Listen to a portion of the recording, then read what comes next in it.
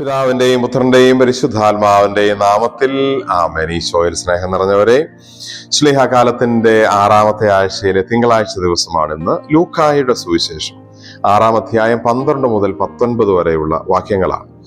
ഈശോ തന്റെ 12 അപ്പസ്തോലന്മാരെ തിരഞ്ഞെടുക്കുന്നു. അതുപോലെ അതിനുശേഷം മലയിൽ നിന്ന് ഇറങ്ങി വന്ന് രോഗികളെ ഈശോ സുഖപ്പെടുത്തുന്നതും ആത്മാവിന്റെ ശക്തി ഈശോയിൽ പ്രകടമാകുന്നതും ഒക്കെ ഇന്നത്തെ സുവിശേഷത്തിൽ നമ്മൾ വായിച്ചു ധ്യാനിക്കുന്നു.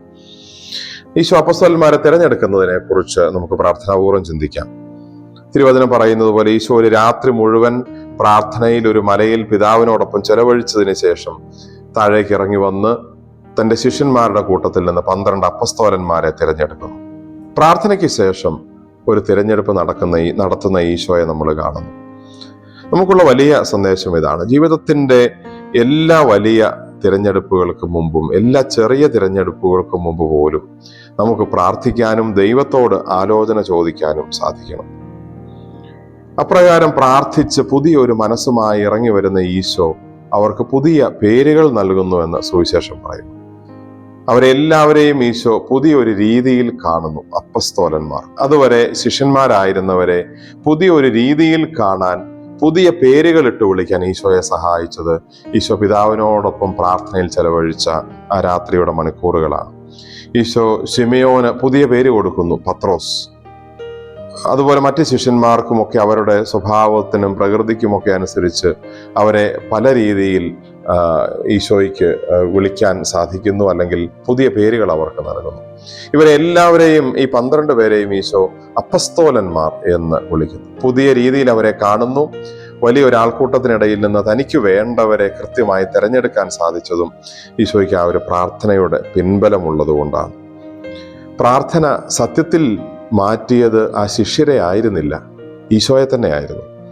കാരണം ഈശോയാണ് പുതിയ പേരുകളിട്ട് അവരെ വിളിക്കത്തക്ക രീതിയിൽ മനസ്സിനെ രൂപപ്പെടുത്തിയത്. ശിഷ്യന്മാർക്കാർക്കും പഴയ ആളുകളിൽ നിന്ന് മാറ്റം ഉണ്ടായില്ല. മാറ്റം വന്നത് ഈശോയ്ക്ക് തന്നെയാണ്.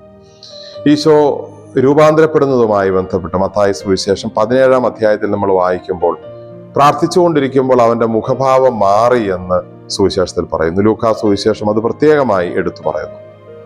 ആ പ്രാർത്ഥിച്ചുകൊണ്ടിരുന്ന മാറ്റം സംഭവിച്ചത് ഈശോയ്ക്കായിരുന്നു. ഈശോയുടെ വസ്ത്രങ്ങളാണ് ധവളമായത്, ഈശോയുടെ മുഖഭാവമാണ് മാറിയത്. മാറ്റം സംഭവിച്ചത് പ്രാർത്ഥിച്ചയാൾക്ക് തന്നെയാണ്. പലപ്പോഴും നമ്മൾ പ്രാർത്ഥിക്കുമ്പോൾ, കർത്താവ് ഇന്നയാളുടെ ജീവിതത്തിൽ മാറ്റം കൊടുക്കണമേ എന്ന് പറഞ്ഞ് മറ്റുള്ളവർക്ക് വേണ്ടി പ്രാർത്ഥിക്കുന്നുണ്ട്. അത് നല്ലത് തന്നെയാണ്. പക്ഷേ ആത്യന്തികമായി പ്രാർത്ഥന രൂപാന്തരപ്പെടുത്തേണ്ടതും മാറ്റേണ്ടതും നമ്മളെ തന്നെയാണ്. നമ്മുടെ കാഴ്ചപ്പാടുകളാണ് മാറ്റേണ്ടത്. നമ്മുടെ നോട്ടങ്ങളാണ് പ്രാർത്ഥനയിലൂടെ മാറപ്പെടേണ്ടത്.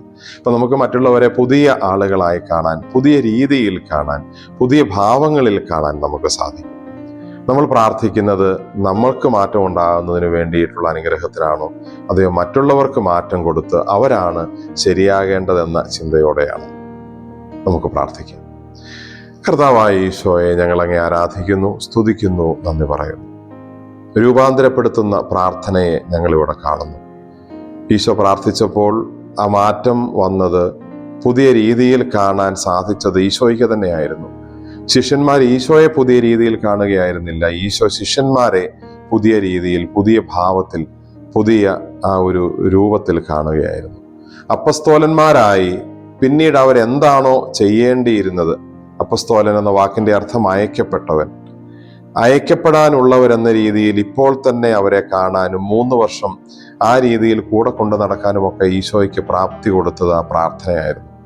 കർത്താവെ, പിന്നീടുള്ള കാര്യങ്ങൾക്ക് അനുസരിച്ച് ഞങ്ങളുടെ മനോഭാവങ്ങളെ രൂപപ്പെടുത്താൻ ദൈവം ആഗ്രഹിക്കുന്ന രീതിയിൽ കാര്യങ്ങളെ കാണാൻ തക്ക രീതിയിൽ ഞങ്ങളുടെ പ്രാർത്ഥനകൾ ഞങ്ങളെ രൂപാന്തരപ്പെടുത്തട്ടെ എന്ന് പ്രാർത്ഥിക്കുന്നു. നമ്മുടെ കർത്താവ് ഈശോ മിശിഹായുടെ കൃപയും പിതാവായ ദൈവത്തിന്റെ സ്നേഹവും പരിശുദ്ധാത്മാവിന്റെ സഹവാസവും നാം എല്ലാവരോടും കൂടെ ഉണ്ടായിരിക്കട്ടെ, ഇപ്പോഴും എപ്പോഴും എന്നേക്കും. ആമേൻ. ഈശോ മിശിഹായ്ക്ക് സ്തുതിയായിരിക്കട്ടെ.